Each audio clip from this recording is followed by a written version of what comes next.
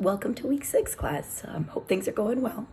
This week we're going to study the ego-analytic psychology and its relationship or its theories of personality.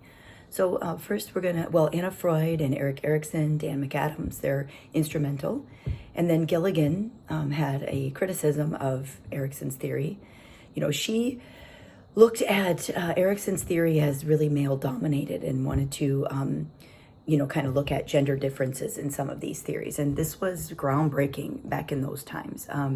She suggested that the values that Erikson, that he emphasized in his approach to the developmental stages, and he's got those psychosocial stages of development, which you'll want to be familiar with, such as mastery, autonomy, power, those kinds of things. They don't really apply as well to women as they do to males. So thinking about, more generally speaking, what are your thoughts about what kinds of values would be more applicable to women? So Gilligan really thought that when we think about moral problems, there's big gender differences in the way we think about those things, moral problems and the differences and our social influences on gender, and that women are more going to emphasize kind of the ideas about nurture and equality and justice, and that our women's moral ideas are going to be very different. That women will place a stronger emphasis on caring and moral decision making.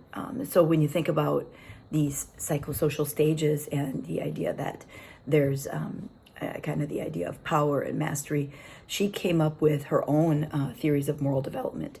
So when we think about also kind of Kohlberg's stages of moral development, that's another, kind of criticism that she had, was that these moralities are going to be very different just in terms of how we approach things.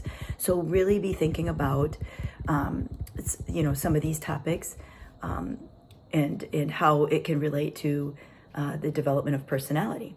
And then we have Erikson's developmental stages. He's got the psychosocial stages of development, which is something that we still use today and we think about today. And so be familiar with those stages of development. The other thing you'll want to be thinking about in this chapter is the stages of ethnic identity development. And Cross had stages of ethnic identity development as it relates to African Americans.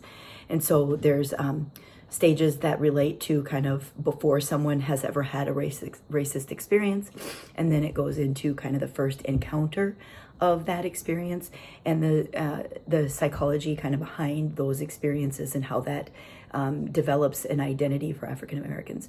So be thinking about kind of how that might apply if it were another ethnicity, or how it might fit today if it does. And be sure to read through the chapters or this week's chapter and the PowerPoints, and be familiar with these kinds of things for ego-analytic psychology.